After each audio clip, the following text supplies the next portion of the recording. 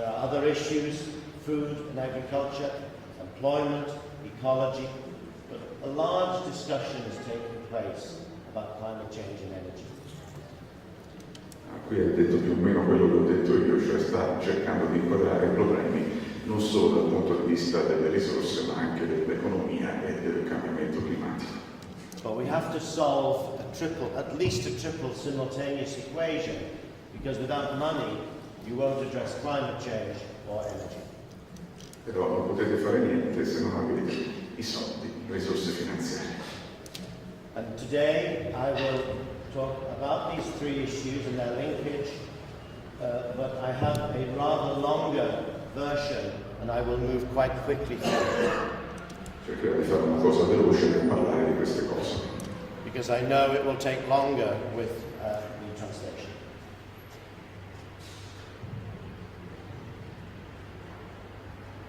We must remember that climate change is not just about reducing emissions, it is about adapting to a new world. Il cambiamento climatico non è soltanto ridurre le emissioni, ma anche adattamento. And one dimension of the new world is that we are uncertain as to whether we will face a 2, 3 or 4 or even larger degree centigrade change in global surface temperatures. Sono evidentemente delle incertezze su quanto sarà ampio il cambiamento climatico in pratica. And the fact that we are uncertain is a bigger reason to start thinking about and taking the actions we now need to take. L'incertezza è proprio una delle ragioni che ci forza a prendere in considerazione la necessità di cambiamenti. The Intergovernmental Panel on Climate Change has reviewed temperature changes that operate somewhere between 2 degrees and 4 degrees.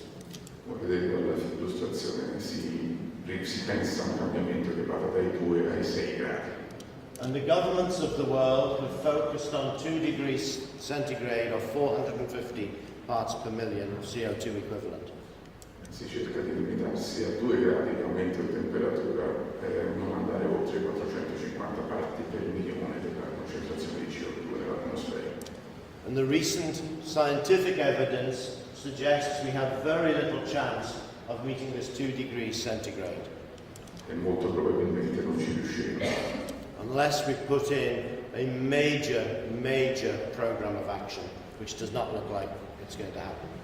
E non ci stiamo nemmeno provando.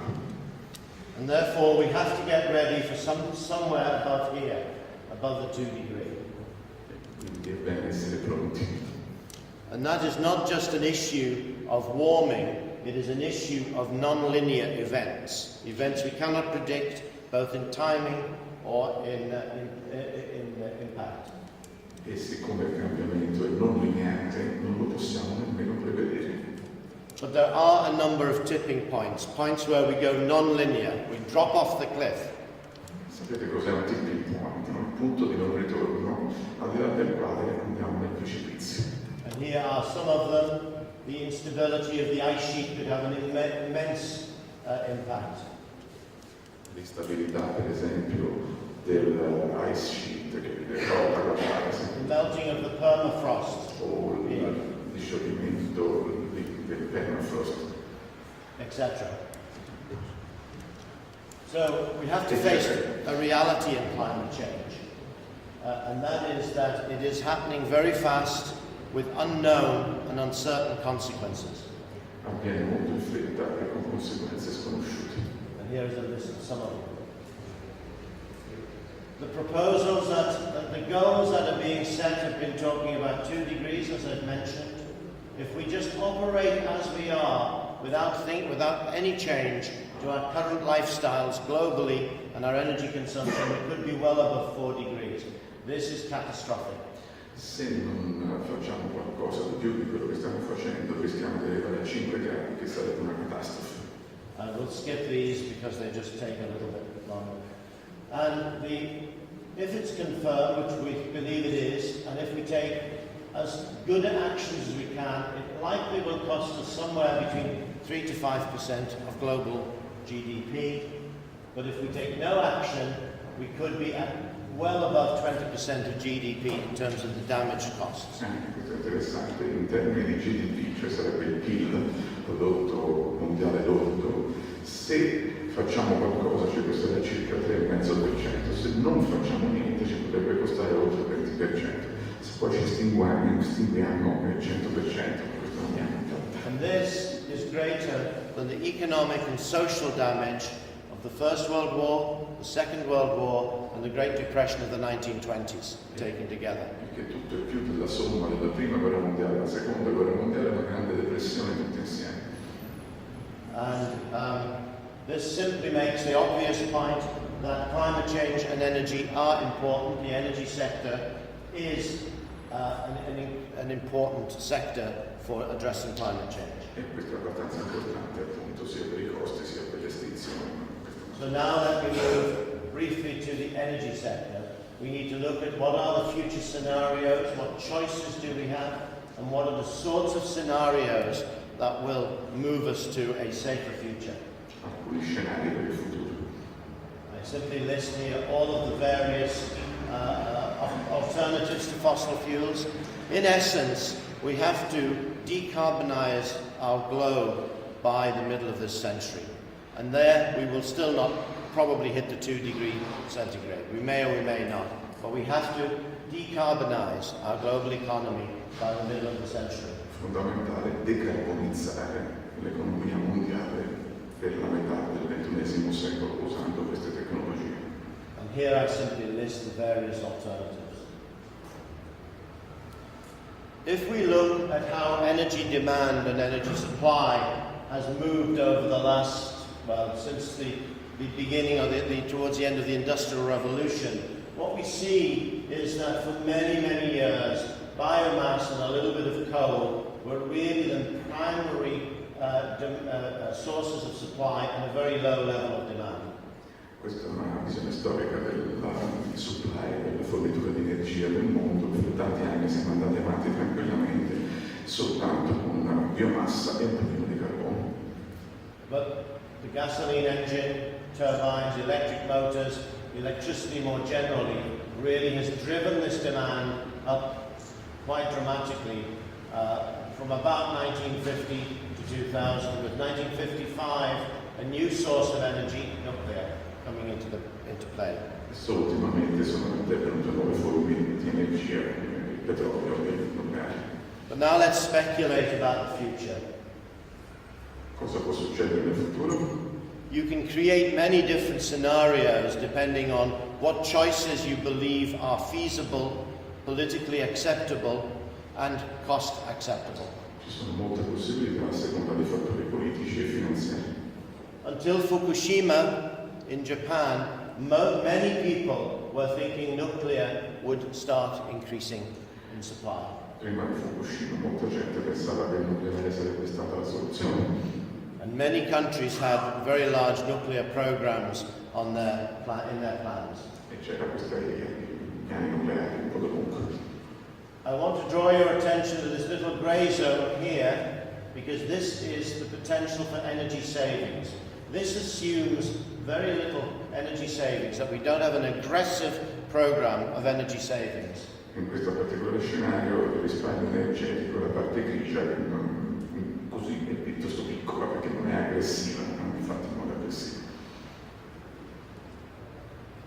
But if we put a major emphasis on energy efficiency, you can see in broad orders of magnitude what a big dent that has in dampening demand. The demand is here. This is the depression in demand as a result of a very aggressive program on energy efficiency. Come vedete l'efficienza energetica può fare molto di più se la stimoliamo in modo aggressivo. So whatever scenario we look for, looking for energy savings has got to be the number one priority. E questa dovrebbe essere la nostra massima priorità. This also makes an assumption about renewable energy, new sources of renewable energy growing quite dramatically, partly at the expense of nuclear power, but partly in association with gas, and of course it sees coal and oil dramatically declining. Presumiamo anche che le rinnovabili crescano in modo molto rapido, anche questo è il risultato di una politica aggressiva. You can see here the kinds of energy savings we believe could be done. That you could, with aggressive policies, get a 40% improvement in energy efficiency. Some countries are unbelievably energy inefficient, but particularly the United States and parts of Europe. Questa è una cosa che si può fare, però alcune nazioni mondiali sono particolarmente inefficienti, e lo ha citato gli Stati Uniti, però non ho detto l'Italia, insomma, stendiamo un velo detto così. We have a choice in the world which will probably not be a global choice, but a national choice of what we want to do about the current stock of nuclear power plants. There are 454 nuclear power plants in the world today. Germany has 17, Switzerland has 2, that's 19 that will be decommissioned very shortly, and 1 or 2 that are now 55 years of age and will have to be decommissioned. This is a major public policy choice, it seems to me. Questo è un punto fondamentale: cosa fare dei circa 450 impianti nucleari che esistono oggi al mondo. Alcune nazioni hanno fatto la scelta di smantellare, e questa è una importante scelta politica. Oil phase out and coal, fossil fuels, which cause greenhouse gas emissions, are a necessity in any sort of reasonable scenario that will address climate change. In ogni caso, per qualsiasi scenario ragionevole, non potremo fare a meno dei combustibili fossili per un certo tempo. Let me turn now to the third part of my story, which is finance. I understand later in the day you'll have a chance to have a much more detailed discussion on finance, so I will just take a broad brush at this point. Bella discussione sulla parte finanziaria. And look at some of the challenges which I have listed here. Questi sono I sussidi, Just looking at the scale of financing needs, we're likely to need somewhere between $600 billion and $1 trillion per year in capital expenditures. Per questo scenario che si descriveva prima si parla di 600 miliardi di dollari per arrivare. The bulk of that, most of that will go to the electricity sector, because in developing countries in particular, people are substituting traditional energy for modern energy, and particularly electricity. Questo va in gran parte per l'elettricità. We will see, I think, unless public policy decides otherwise, increased oil exploration and oil exploration costs. And I will explain a big issue on this in a moment. Questo è un problema fondamentale, cioè se questi aumentati costi andranno a finire in parte nell'ulteriore esplorazione per il petrolio e per il gas. When I was working in the World Bank, we did some analysis that looked at what price of oil would it become economic to stimulate renewable energy. Quando lavoravo alla Banca Mondiale avevamo fatto degli studi per capire a che livello di costi l'energia rinnovabile sarebbe diventata competitiva con il petrolio, cioè quanto si doveva alzare il prezzo del petrolio per rendere l'energia rinnovabile competitiva. And we came to the view that at about $60 per barrel, renewable energy would be economic. E siamo arrivati alla conclusione che $60 al barile era il prezzo che avrebbe reso l'energia rinnovabile competitiva.